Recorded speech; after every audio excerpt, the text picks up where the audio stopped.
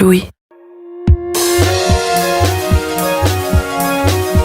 Bienvenue dans un nouvel épisode de Spot, la série qui braque les projecteurs sur des créateurs de contenu. Ils sont à l'écoute, curieux et empathiques. C'est au tour de la chaîne Louis Média d'être mis en avant. Louis. Pré-ado comme ça, tu restes enfant et en même temps t'es un peu une ado quand t'en as envie. Tu choisis au moment où t'en as envie, tu choisis. Qu'est-ce qui te fait peur avec l'adolescence ? Pourquoi t'as envie de rester enfant ? On m'a toujours dit profite de ton enfance, moi j'ai envie de retourner en enfance. Alors je profite, et puis je commence à me dire mais t'es en train de devenir une ado ? Oui, ça leur donnait pas envie finalement.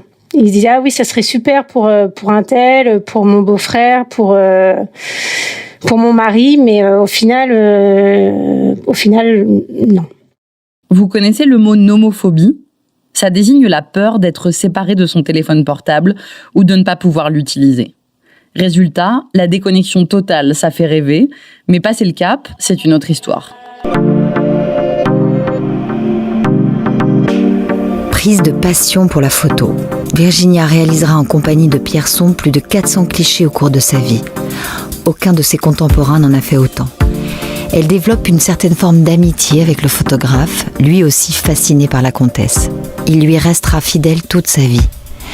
Et malgré la maestria avec laquelle elle contrôle son image, peut-être est-ce là une nécessité plus profonde chez elle. Les catastrophes naturelles exacerbent et aggravent les inégalités existantes. Et ça inclut les inégalités de genre. Mais qu'est-ce qui explique ce lien entre femmes et climat ? Et qu'est-ce que ça veut dire pour notre avenir, quand on sait que les catastrophes climatiques se multiplient et s'intensifient ? Créée le 24 janvier 2018, cette chaîne qui fête bientôt ses 5 ans cumule 217 vidéos. Bien entendu, ce nombre de vidéos postées ne prend en compte que les vidéos publiques accessibles à ce jour. Que trouve-t-on sur cette chaîne ? Louis Média est un studio de podcast narratif.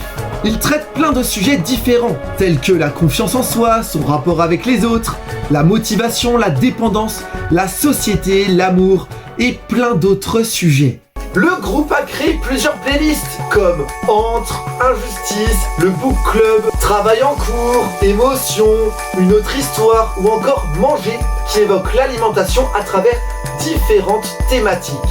Dans ce podcast lié à la nourriture, on va parler de restaurants, de religion, de véganisme, de fêtes, de la déprime, d'émotions, de clichés, du plaisir à manger, de traditions, de salé et de sucré, bref. C'est une playlist très complète qui s'intitule Manger. Louis. Et là, Marc prend vraiment conscience des calories qu'il ingère chaque jour. En fait, j'avais conscience que je mangeais trop et que je mangeais un peu n'importe quoi, mais j'avais pas du tout conscience de l'ampleur en fait de la chose. Déjà, moi, des kilocalories, je sais pas ce que ça veut dire. Enfin, je savais pas ce que ça voulait dire. Pour cet épisode de Manger spécial Noël, je me suis donc demandé pourquoi nous nous transformions en ogres et en ogresses quand on a quelque chose à célébrer. Comment se fait-il que les portions dans nos assiettes deviennent gargantuesques quand c'est la fête ? Et donc, on va se rassembler entre végétaliens. Et voilà, on a, nous, peuple végétalien, refusons la consommation de toute source alimentaire animale et on met en avant ce comportement-là et on essaye effectivement de propager, un peu comme dans les religions, effectivement, ce comportement.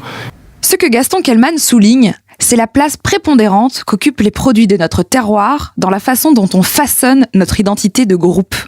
Comme si un vin, un fromage ou une crêpe devenait un signe de ralliement, d'appartenance. Parlons chiffres. La chaîne cumule un total de 1 569 000 vues, ce qui est un peu plus que la chaîne V1. Louis Média a construit une communauté de 27 900 abonnés. La vidéo qui leur a le plus plu comptabilise plus de 232 000 vues. Il s'agit de la confiance en soi, comment peut-on apprendre à la ressentir ? Un podcast audio tiré de la playlist Émotion. Louis. Vous arrivez dans une soirée, la pièce est dans la pénombre. Il y a de la musique et des groupes de gens en train de bavarder. Une ou deux personnes se détachent parmi les ombres. Clairement, ce sont elles qui mènent la conversation.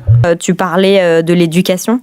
Je pense que c'est l'un des critères les plus importants. On m'a toujours fait comprendre que j'avais une voix et que celle-ci était importante. Que la colère n'est pas quelque chose d'effrayant.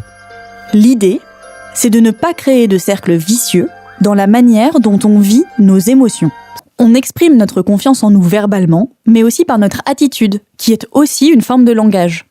Est-ce qu'ils sont dissociés ou est-ce que c'est pas finalement la même chose qui s'exprime différemment ? Je ne sais pas si on peut vraiment y arriver à faire la différence. Mes coups de cœur. Actuellement, j'ai 2 séries coup de cœur dans l'univers de Louis Média. Mon premier coup de cœur est la saison numéro 2 du podcast Injustice qui s'intitule « Ou peut-être une nuit ».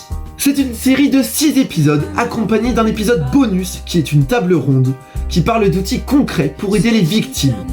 L'autrice Charlotte Pulowski analyse le silence autour de l'inceste. Je trouve que ce sujet est brillamment traité ici et je vous encourage à prendre le temps d'écouter cette série. Elle parle de l'inceste, des conséquences sur les victimes, sur leur corps, leur santé mentale et leur rapport aux autres, d'agressions sexuelles, de viols, de la famille, de tabous, de la loi du silence, de traumatisme et de mémoire traumatique, des agresseurs, de la place des hommes, des femmes, des enfants et de la famille au sein de notre société française et de cette domination silencieuse exercée sur la majorité de la population depuis la nuit des temps. Louis. Mais il y a surtout le droit à la parole. Ma mère avait appris qu'elle ne l'avait pas. Toutes les victimes d'inceste ont appris à se taire. Mal à la tête, se plaindre d'anxiété, avec des palpitations, des troubles cardiovasculaires, mais aussi gynécologiques. Ça peut être aussi des comportements un peu régressifs pour les enfants qui en fait se mettent à faire pipi au lit alors qu'ils ne le faisaient plus. Ah bon ? C'est nouveau ça de aller en pension. Tu veux aller en pension avec Clémence, pourquoi ? Parce que papa il m'aime trop. Mais non mais tous les papas aiment trop leur petite fille. C'est quoi cette histoire ? Mais si l'enfant révèle des violences qu'il a subies, c'est un signalement obligatoire immédiat au procureur de la République. C'est-à-dire qu'il faut appeler le procureur de la République, il faut appeler la police ou le 17 si on veut. Mais en fait, c'est une obligation immédiate. Et petite, mon grand-père paternel a eu des gestes, genre, j'allais dire déplacés, mais genre, interdit, je sais pas comment dire, enfin ouais. Il suffit à chacun de regarder en arrière pour se rappeler l'autorité, la capacité de fascination et le surcroît de force physique que confère à un frère ou à un cousin le fait d'avoir 1, 2 ou 3 ans de plus que soi quand on est un enfant, sans parler d'une différence d'âge plus importante. De fait, si les jeux sexuels entre frères et sœurs ne débutent jamais à l'instigation du plus jeune, c'est précisément car ils ne sont pas des jeux, mais des abus sexuels. Le concept de jeu sexuel entre frères et sœurs est un mythe. D'ailleurs, l'enquête approfondie montre que, devenus adultes, seuls les aînés désignent encore rétrospectivement les pratiques sexuelles dans la fratrie comme des jeux. Mon second coup de cœur n'est pas une série de 7 épisodes, mais de 76 épisodes. C'est la série L'émotion. Elle parle d'émotions classiques comme surprise, joie, tristesse, dégoût, peur, colère, mais également d'émotions que je ne connaissais pas, comme le syndrome de la cabane ou encore la compersion. Présentée par Cyrielle Bédu, celle-ci dialogue avec des personnes racontant leurs histoires en lien avec de fortes émotions. Avec l'aide de spécialistes, le podcast nous aide à comprendre nos réactions face à certaines situations, à comprendre différentes sensations, à comprendre nos émotions. Louis. Je ne demande pas une discussion, je vous l'impose, comme vous m'imposez votre violence, comme vous m'imposez votre domination. C'est comme ça que je vois les choses. Finalement, dans ce processus d'activisme où on va démontrer quelque chose, donner à voir, l'impact le plus fort, c'est sur la personne qui le fait. Et donc, par exemple, on a montré une application dans les classes. Lorsque les salles de classe ouvrent sur la nature, eh bien, en fait, ça n'est pas négatif. Quand un élève prend le temps de regarder quelques instants par la fenêtre, il peut mieux se refocaliser sur son problème de mathématiques. Ensuite, il ne faut pas le gronder pour cela. L'importance du contact avec la nature pour l'homme a d'ailleurs été mise en évidence pendant la période du confinement. Parce que tout a été un vif rappel que j'étais célibataire et que mes amis ne l'étaient pas. Sylvain Bordiec est docteur en sociologie et maître de conférences à l'Université de Bordeaux.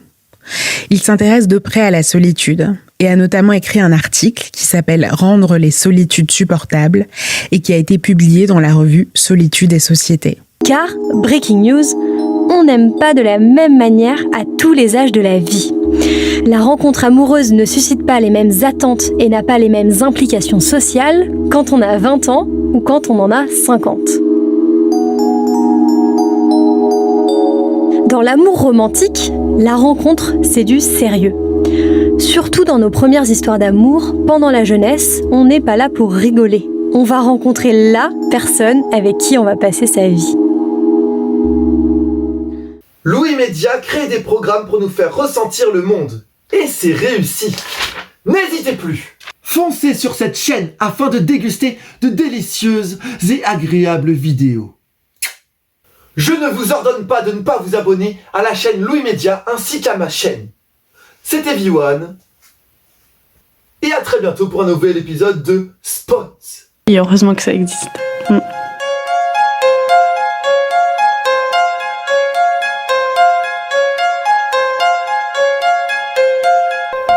À bientôt.